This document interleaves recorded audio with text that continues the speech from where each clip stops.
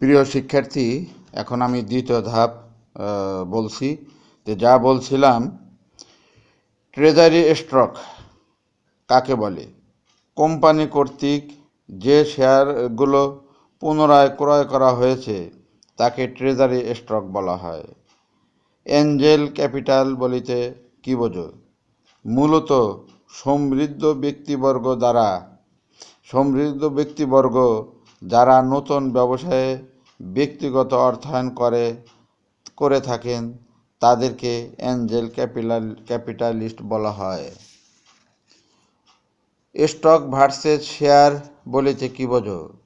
সাধারণ শেয়ারকে আমেরিকাতে কমন স্টক এবং যুক্তরাজ্য ও কমনওয়েলথভুক্ত দেশগুলোতে কমন শেয়ার বলা হয়, যদিও স্টক ও শেয়ারের মধ্যে কিছুটা মৌলিক পার্থক্য রয়েছে।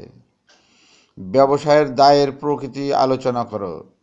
ব্যবসায়ের প্রকৃতি অনুসারে এক মালিকানা ও অংশীদারি ব্যবসায়ের দায় অসীম হলেও যৌথ মূলধনী কোম্পানির দায় সসীম, অর্থাৎ যৌথ মূলধনী ব্যবসায়ের মালিকদের দায় তাদের বিনিয়োগকৃত শেয়ার মূলধন দ্বারা সীমাবদ্ধ। সাধারণ শেয়ার হোল্ডারদের কিছু বিশেষ সুবিধাসমূহ বলা হলো: কোম্পানির প্রকৃত মালিক এবং ভোটাধিকার আছে, ব্যবসা পরিচালনায় অংশগ্রহণ করতে পারে, ব্যবসায়িক সিদ্ধান্ত নেওয়ার অধিকার রাখে। কোন ধরনের মূলধন চিরন্তন অস্তিত্বের অধিকারী? সাধারণ শেয়ার মূলধন চিরন্তন অস্তিত্বের অধিকারী, কারণ এই ধরনের মূলধনের নির্দিষ্ট কোনো মেয়াদ থাকে না। কোন ধরনের মূলধন রূপান্তরযোগ্য নহে? সাধারণ শেয়ার মূলধন রূপান্তরযোগ্য নহে, কারণ এই ধরনের মূলধনকে অগ্রাধিকার শেয়ার, বন্ড কিংবা অন্য কোনো মূলধনে রূপান্তর করা যায় না। কোন ধরনের মূলধন সবচেয়ে ঝুঁকিপূর্ণ ও ব্যয়বহুল? সাধারণ শেয়ার মূলধন সবচেয়ে ঝুঁকিপূর্ণ ও ব্যয়বহুল, কারণ সাধারণ শেয়ারের মালিকেরা মূলধন ও মুনাফা পাওয়ার ক্ষেত্রে অন্যান্য মালিকদের পরে অধিকার পায়, কিন্তু ঝুঁকি গ্রহণের ক্ষেত্রে সবার আগে ঝুঁকি গ্রহণ করতে হয়। এই জন্য সাধারণ শেয়ার সবচেয়ে ঝুঁকিপূর্ণ। যেহেতু ঝুঁকি বেশি, সেহেতু মূলধন ব্যয় অন্য সব মূলধন কাঠামোর চেয়ে বেশি হয়। কোন ধরনের মূলধনের ক্ষেত্রে জামানত লাগে না? সাধারণ ও অগ্রাধিকার শেয়ার উভয় ক্ষেত্রেই কোনো জামানত লাগে না। কোন ধরনের মূলধনের কোনো উত্তোলন ব্যয় নাই, অর্থাৎ সংরক্ষিত মুনাফার কোনো উত্তোলন ব্যয় নাই। কোন ধরনের মূলধনের ক্ষেত্রে কর ছাড় সুবিধা পাওয়া যাবে না? সাধারণ ও অগ্রাধিকার শেয়ারের ক্ষেত্রে কোনো কর ছাড় সুবিধা নেই। শেয়ার হোল্ডার ও স্টেক হোল্ডারের মধ্যে পার্থক্য বলো। শুধুমাত্র কোম্পানির মালিকদেরকে শেয়ার হোল্ডার বলে। যারা কোম্পানির শেয়ার ক্রয় করে তারা কোম্পানির শেয়ার হোল্ডার।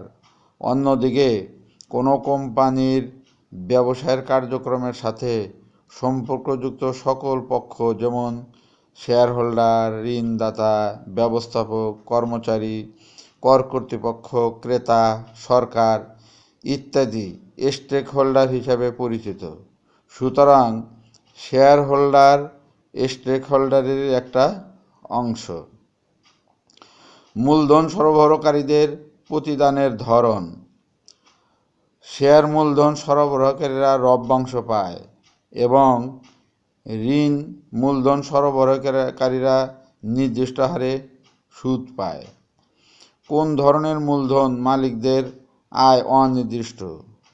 সাধারণ শেয়ার মালিকদের আয় নির্দিষ্ট নয়, এদের লভ্যাংশ আগে থেকে নির্দিষ্ট করা থাকে না।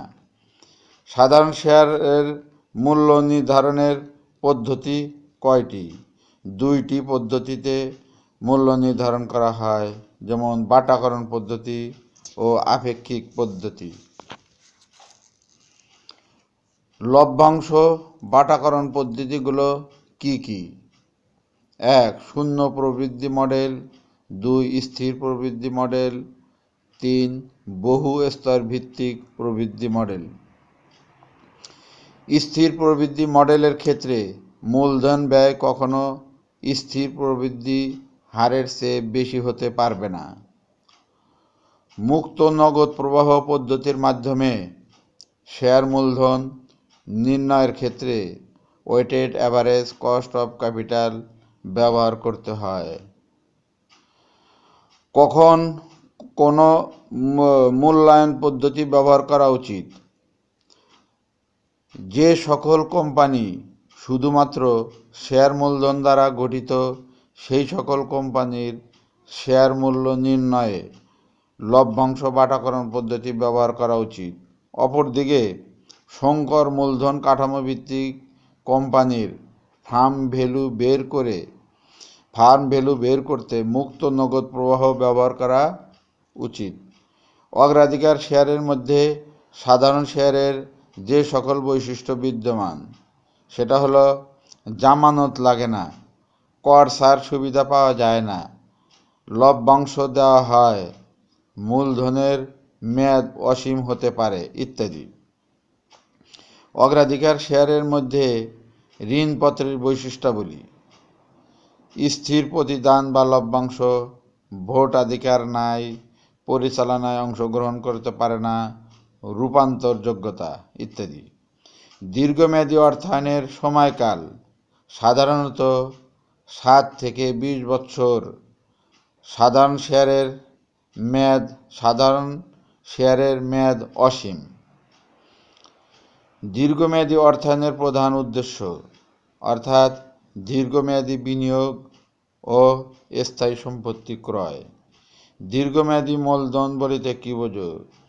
ইকুইটি মূলধন ও ঋণ মূলধন উদ্ধৃতপত্রের দায়ের দিকে চলতি দায়সমূহ ব্যতীত অন্য সকল দায়কে দীর্ঘমেয়াদী মূলধন বলা হয়। দীর্ঘমেয়াদী মূলধন সমান মোট দায় মাইনাস চলতি দায়।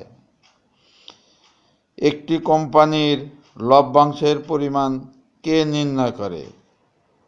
পরিচালক মণ্ডলী একটি কোম্পানির লভ্যাংশের পরিমাণ নির্ণয় করে থাকে, board of directors.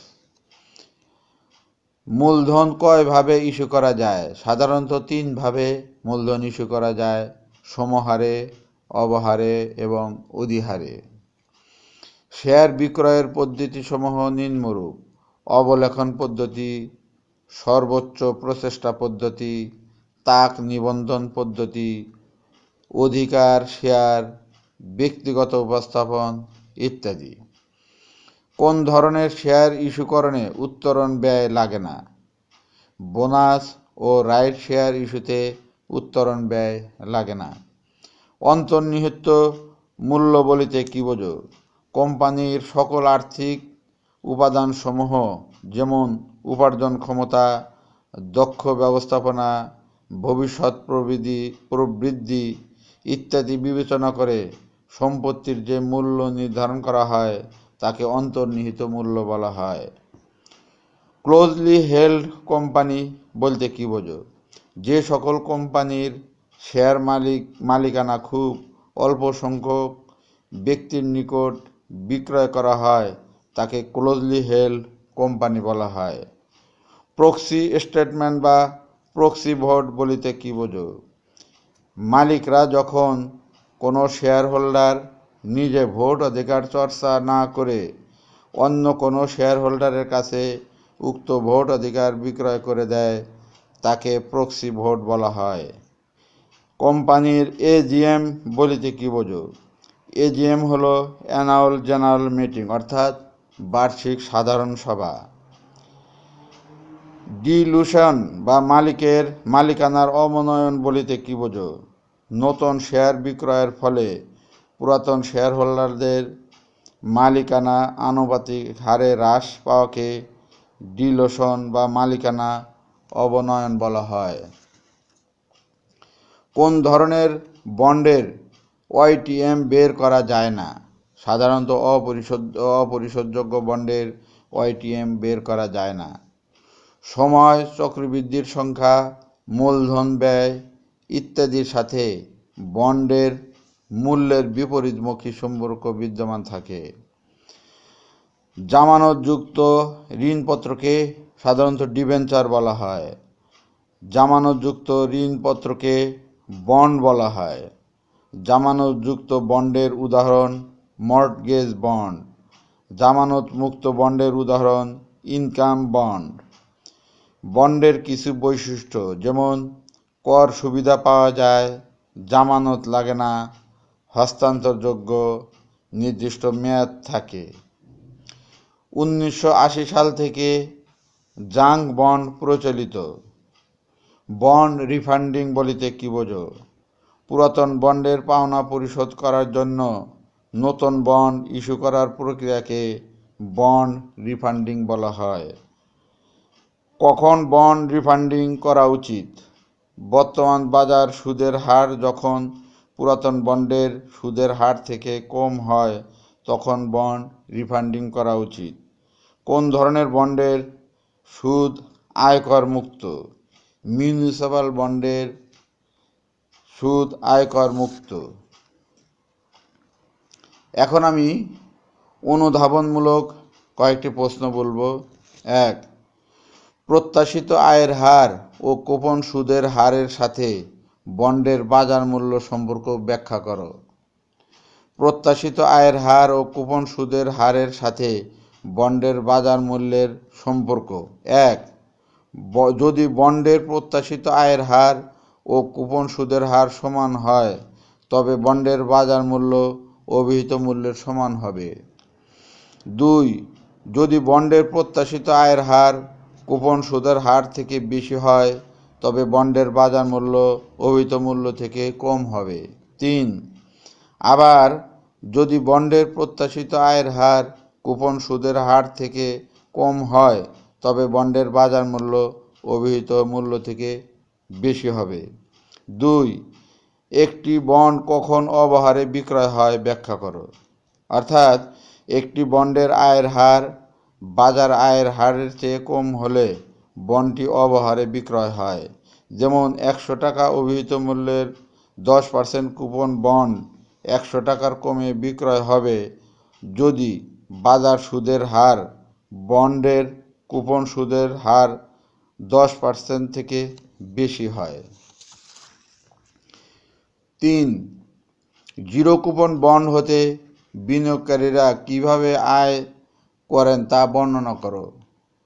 Zero coupon bond অবহারে বিক্রয় হয়, কিন্তু বন্ডের গায়ে লিখিত মূল্য থেকে কম মূল্যে বন্ডটি বিক্রয় করা হয় এবং মেয়াদ শেষে বন্ডের গায়ের লিখিত মূল্য পরিশোধ করা হয়। আর এই দুইয়ের পার্থক্যই বিনিয়োগকারীর আয়।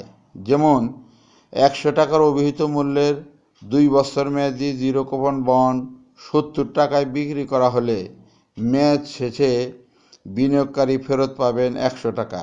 তাহলে 100 - 70 30 টাকায় হবে বিনিয়োগকারীর আয়।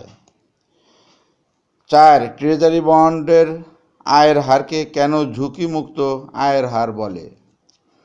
সরকার কর্তৃক ইস্যুকৃত ট্রেজারি বন্ডকে ট্রেজারি বন্ড বলে।